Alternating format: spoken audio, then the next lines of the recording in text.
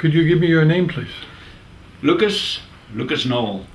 Lucas, where are you from? Originally from Holland, now I live in Canada. Right. What brought you to Canada and when did you come? I came in January 1976. Uh-huh.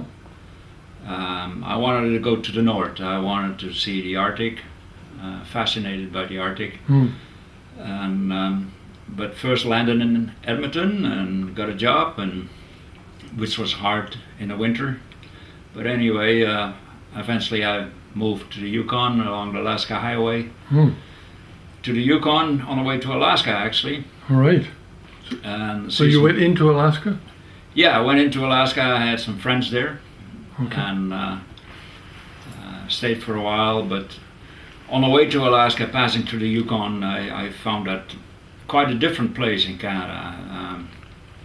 Why is it different? Well, coming from Europe, Sunday was the biggest party day of the week.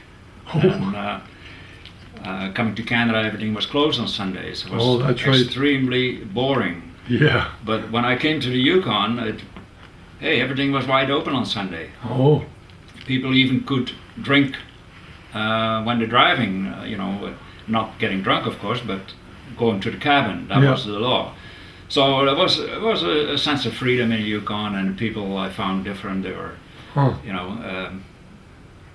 different kind. They were not exactly 9 to 5 type of people. They were kind of adventurous. I guess it takes an adventurous to move that far north. Yeah. Yeah. So in other words, I liked it, and I'm still there.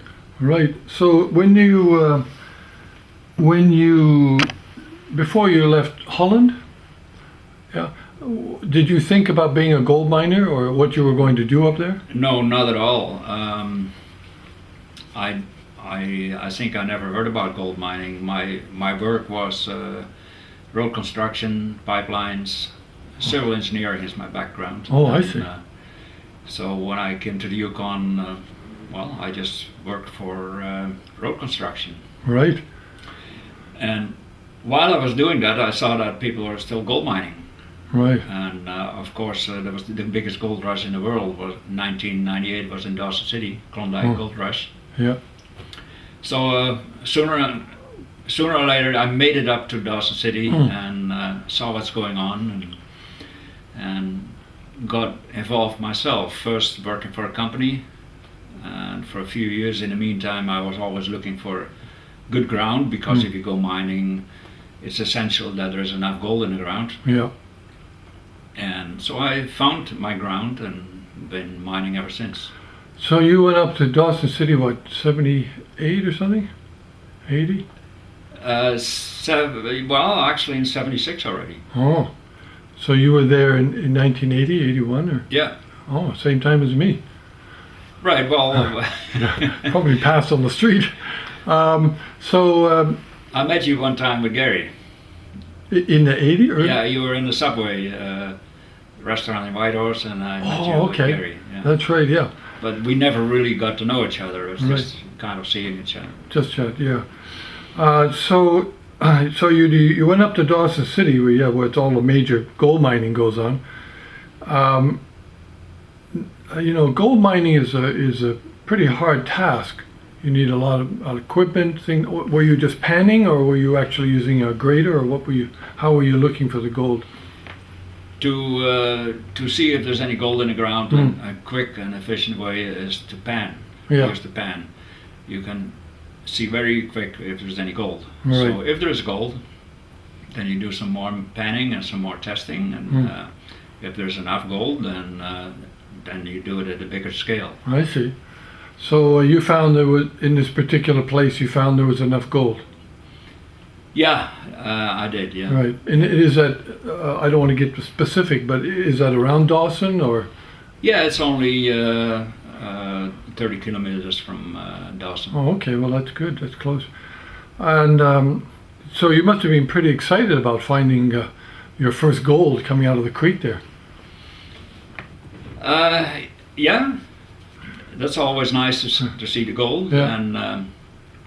And those days it was like $35 an ounce. No, back in, first I was working for mining companies, Mm. and then 1982 I started my own gold mining operation. Okay. Yeah. So you were mentioning before that the process of staking your claim was pretty easy in those days. Yeah, staking a claim, it's no different than in the 1898 or till today. 2020, the staking process is the same. Okay. And we still got the same mining law. Really? Yeah, that didn't change at all. So how do you stake a claim? For example,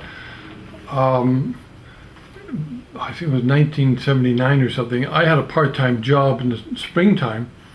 I used to hang around the bar in Whitehorse, and guys knew me, and they would hire me with my rifle, 30-06 rifle, to go and buy a helicopter and stake the claim. And I'd have to cut a straight line and watch out for bears. Yeah. Did you do the same, basically? Yeah, it is. There's no difference. You have to put 2 posts in the ground, Right. and then you have to cut a clear line between them. And then you sign your name on the post, and the next day you go to the miner recorder to record it. I see. And then you have to claim if it gets granted, because that could take some time. If it's granted, they give you the tags, the claim number, on some metal plates. Right. Then you have to attach the metal plates to the claim post and Stick then it in the go ground. mining. So, but if you have a claim, you cannot just have a claim and sit on it and do nothing. Right. You would lose it. Every year you have to do some work. Okay. That consists of moving so many cubic meters of dirt, or do so many feet of drilling. So they actually does somebody come out and check, or how do they? Well, the miner recorder doesn't have really the capacity to check everybody, because it's really spread out and there's not easy access to those places. But the competition never sleeps. Right. So if somebody else has an eye on the claim and you see you didn't do any work, and yet you swear on the road that you did the work, you're in trouble. You lose it. Right. So then your competition stakes this claim and they have it. That's how it works. Wow. And So if there's a really hot claims, Right. like with a lot of gold in it, the locals, they know exactly which claims are gonna expire at what time. Oh. So, and if it's in the summer, it's not easy, a lot of people are around. But if it's smack in the middle of the winter and you have to go out 100 miles, on the snow, on snowshoes or skidoo or whatever, well, there's not too much competition. Right. So what they do is they wait till midnight, till the expiry date, and then a minute after midnight, they stake it. Oh, they get in there quickly. Yeah, and the first one got it. Like I've been to midnight staking parties where one time at my ground there was it must have been close to 50 people. Wow. With trucks and dogs and even a helicopter. Yeah. So everybody was running at midnight from post number 1 to post number 2. And you can imagine that it's not really that friendly, No. There's a little bit of, Pushing each other. Jesus. and I say it nicely. Oh. So they're actually fighting, and shoving and. Yeah, there is fights and even some shootings in the past. Wow. I can imagine. Yeah, so that's how it goes. I call it midnight staking parties. Right. So over the years, has that particular ground proven to be fruitful? In my case, I bought the ground. Okay. Somebody found it. Right. It's not so far from Dawson City, accessed by a road. Right. Because a lot of mining claims, there's no road access. You have to fly in or whatever, and that there has to be a lot of gold to pay for itself. Yeah. My case, it was only a half an hour drive out of Dawson City, and the old timers looked there because in 1898 there was a hot property, the biggest gold rush in the world. Yeah, that's right. So there was a lot of people there checking, and they didn't find it. But this particular prospector Right. dug and found bedrock. Most people quit when you find bedrock. That's the end of story. All But right. he kept digging, and it turned out to be a false layer of bedrock. Huh. And there was really good gold again for another 10 feet. Then he ran bedrock again. Again, he kept digging. It turned out to be a false layer. And again, he got really good gold, and this time it was really hot. Wow. So he had it staked, and he wanted to sell it. And I made a deal with him. And that's how I got involved Wow. in this particular gold mine. So it's still, it's you're still able to get something out of it. Oh yeah, that particular gold mine was the biggest discovery in 1982 in Canada, placer gold. Right. Now the technology is much better to recover the fine gold, because the big gold, the nuggets, is easy to catch, Right. but the fine gold is always hard to catch. Right. But now we can do that. Unfortunately, the regulations are also changed now. Now it is much more difficult to get your license. Oh. Back in 1982, it was only, I think, 2 or 3 papers. Right. That was your permit. I'm still in the process finalizing my new application, Right. and I think I'm close to 400 pages. Why did they do that? To dissuade, obviously, maybe to dissuade people from individuals? No, like in the rest of the world, you know, climate and environment is getting important. Oh, yeah. Unfortunately, there were some big mining companies. They just high graded and left Oh, a mess behind. You Oh, for probably sure. remember Faro. Yeah, yeah, You know, it's polluted. yeah, But that was like the biggest lead zinc mine in the world, right? yeah, that's right. And unfortunately, now the small miners like me paying for that. Oh, yeah. Yeah, but you know, all the miners I know, I don't know a single miner in the Yukon who wants to leave a mess. Yeah, We want to clean it up anyway. yeah. But it takes a lot of work now and costs a lot of money too. Did you use a cat to clean up to get down to the bedrock? Yeah, see, you can go hand mining, but it's not really possible to make money. You know, you might maybe be able to buy a few loaves of bread and that's it. Oh, I see. But to make money, you have to do larger scale. Right. I when I was working as a chef there, I think it was I forgot the name of the hotel. It's a white building, but Colorado? yeah, El Dorado, I think it was, yeah. And the 2 dishwashers there had a stake, so they invited me to come along there sometimes. They were doing it by pick and shovel, the old-fashioned way, you know. And they told me that they have to move approximately, what was it, a ton of dirt for 1 grain of gold or something. You know, it's a lot of, you have to move a lot of material. Yeah. But we did find, I did find small chunks of gold, but more interestingly, we found a saber-toothed tiger backbone. Sorry, what? The tiger backbone, because it was jungle before. Uh-huh. So you know, maybe you know that in that area, often people find the tusks from the elephants. So, Oh yeah, that's right. Yeah. Yeah. The mammoth tusk. Yeah. So what we found evidently was saber-toothed tiger, the tiger, you know, the big tiger with the big teeth.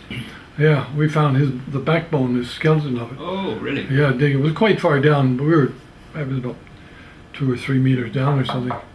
But Right. yeah. Okay, so But just let me explain a little bit yeah. about the economics. Sure. So when you have a cubic meter or cubic yard, whatever, of gravel, there might be, maybe $10 worth of gold in it, in dust, small specks. So if you shoving gravel is not that easy. So maybe if you shovel 2 cubic yards in a day, you got $20. But if you use equipment and you can, do 100 cubic yards an hour. Right. Oh, I see. So now that 100 cubic yards times you have $1,000 a day. Right. But you also have, of course, more expenses. You have to pay for the fuel and the parts and all that. Yeah. But just by hand is very difficult to make a living. I remember those guys along the river, I think. They had these pipes, big pipes like this running up. They're big companies, and the pipes were attached to a D12. It was that they'd taken the treads off, and they had this D12 cat, the biggest cat there is, in a building, and they just used the engine to pump the water up, and they were washing down the cliffs. Oh yeah. And putting it through the sluice, Right. Did you use water technique or any? Yeah, this is called hydraulicking. Yeah. That only works if you're on a hill. Yeah. Water runs downhill. Simple as that. Yeah. And instead of using bulldozers and other heavy equipment to move the dirt, you can move it with water. Yeah. I'm a big fan of that for several reasons. First of all, it's cheaper. Yeah. It's more economical to move your dirt with water. Second, there is always a fine line between no gold and where the first gold starts. It's a bit of a gray area. A lot of miners, they don't know what to do. Do we process it or do we just push it on the side? Well, with the water, you get it anyway. Whatever is in a marginal ground, you get the gold because gold that just goes down. Yeah. Right, and then and also it reduces the volume, and it also, if the gravel is pre-washed, right, then you get much more. You get it cleaner. The gravel is cleaner because you don't want to waste gravel where there's still specks of gold sticking on, especially with clay. Oh yeah. And white channel. So if you monitor it, then it's pre-washed, and you catch more gold that way. Which is more environmentally friendly? Digging for it and filling it up again, or washing? There's no difference because the dirty water has to go to the settling ponds. Right. And before it goes back to the creek, it has to be actually cleaner than before. Huh. So and the government does check, they come fly in with a helicopter, come in with some fancy bottles and check it. Oh, right. Look, it's too dirty, you shut down and get a big fine. Oh, Jesus. And even jail time. Oh, really? Yeah. So when they check if you've watched it, you're talking about washing the cliffs down. Yeah, that can only be done when you're on a hill. So they're checking the river water quality? Yeah, when you're washing the gravel, the water goes into settling ponds, right, and then an overflow to a new one, the second one, and the third one. Right. And then the third one, it's usually pretty clean. Right. Before you can discharge the water back to the river. Right. Or to the creek, and that has to be clean. And right. that also will be checked by the government. Right. Huh. Have you ever had a problem with those guys? No, so far not, but a lot of colleagues have problems. Right. Sometimes they can't really help it because of a big storm. A lot of water coming in breaks the dikes, things like that. Oh yeah, okay. I heard the story, and I don't know if it's true or not. I certainly never tried it. About this guy in Siberia who was a gold miner, and he put these thick doormats, the bristle type, and he nailed them with spikes in the creek.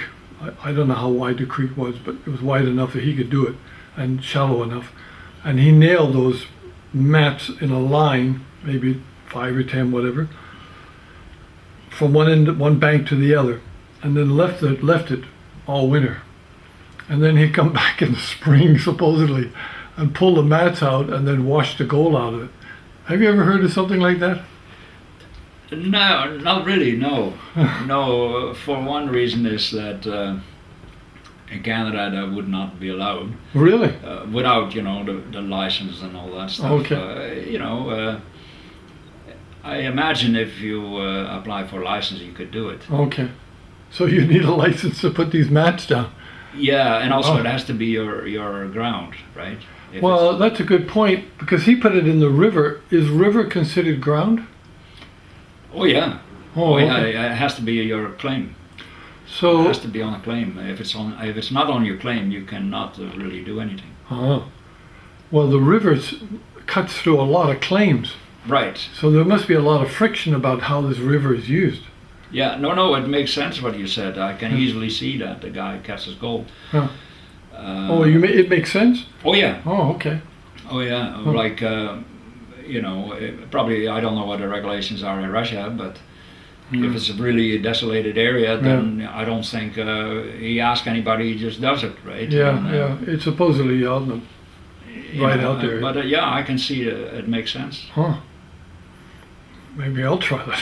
Yeah. That's easy enough. Anybody who's gonna see this movie, you're gonna give some ideas. That's right. The other one was recently. There's been some young guys, mostly in the States, who are gold hunting along ordinary, populated areas where there's creeks and rivers, semi-populated farmland, whatever, and they're using magnets. I mean, really strong magnets. Maybe this size, and they're super strong magnets, and they're trailing it along the ground there, and picking up gold with the magnet. Have you ever thought about that? No, I never heard of that. As far as I know, magnets don't pick up gold. Oh, It is doesn't that work right? with magnet. Matter of fact, if we do a cleanup, Yeah, and there's always a lot of black sand Yeah. in the gold. yeah. Mica, right? Yeah, it could be, there's a combination of many metals, and they're Okay. heavy. Right, That's why they stay with the gold. right. And that's always a pain in the neck to separate the black sand from the gold. And we use a magnet to clean it. So what it does, the magnet picks up the black sand, but Oh. not the gold. So it picks up the mica, Yeah, It's magnetic. yeah, the metal, right? Oh, okay. Metal works with a magnet. Oh, yeah, for sure, yeah. But not the gold. Huh. If it would pick up the gold, then it wouldn't work with a magnet. Oh. Well, somebody lied to me. Somebody's lying on those videos too. Maybe they're just trying to sell magnets. Right, right. You can imagine 1,000 guys out there now buying magnets and running around. Okay, so collectively, how long have you been doing this for now? 30, 40 years? Yeah, I started in 19, working in the mining business in 1978. Mm-hmm. So that And you- is 42 years now. Right. When do you think you'll give it up and sell off or whatever? I'm not sure about that. First of all, if you want to sell it, a lot of people want to buy it, but it's usually, buy now and pay later. Oh yeah, And heard some stories about that. yeah, so that doesn't really work. So if somebody want to buy it, they have to pay, the Cash up moment front. they buy it, yeah. Oh, for sure. Have you ever thought? I mean, I guess back in the day, in the '80s, the Japanese were coming in, and now it's the Chinese. In the last 15, 20 years, or other foreigners. I suppose they'd be interested. Yeah, if there's money to be made, then it doesn't matter really what nationality or culture you are. You know. Where's the money? Yeah, they will be interested, right? Right. Okay, so maybe finally, so you're not planning to sell it. You're planning to sort of.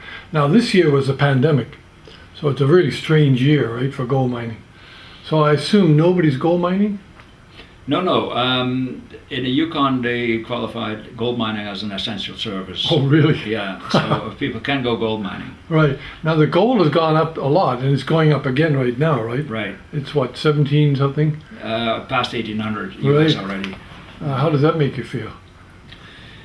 You got This is a really good time for gold mining Right. for two reasons. First of all, the price of gold, as you said, Yeah. it's higher than has been for a long time, right, and $1,800 as US dollars. right, So Canadian dollars, we're talking about a lot more. right. And second, because of the slowdown of the economy, fuel is cheap.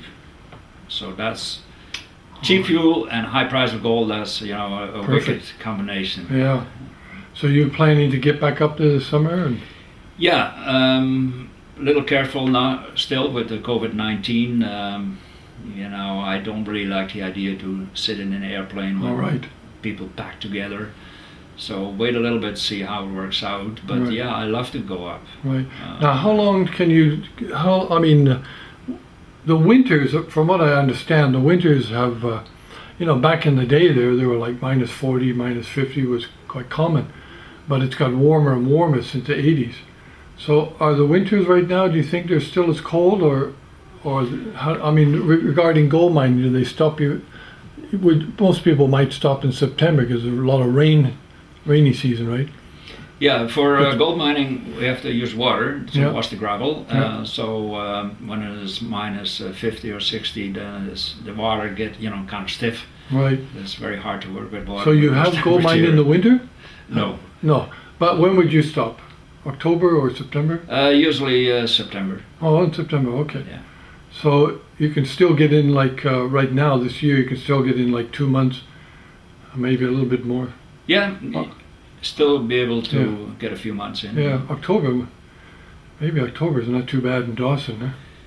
Well, sometimes there's a warm spell, and Right. like the last couple of years, I know of miners work right until October. Right. But it's depends on the weather. Okay, great.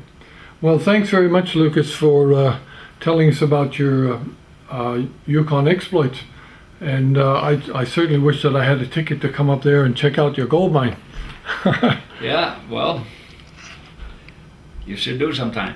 All right, thank you. I'll stop there.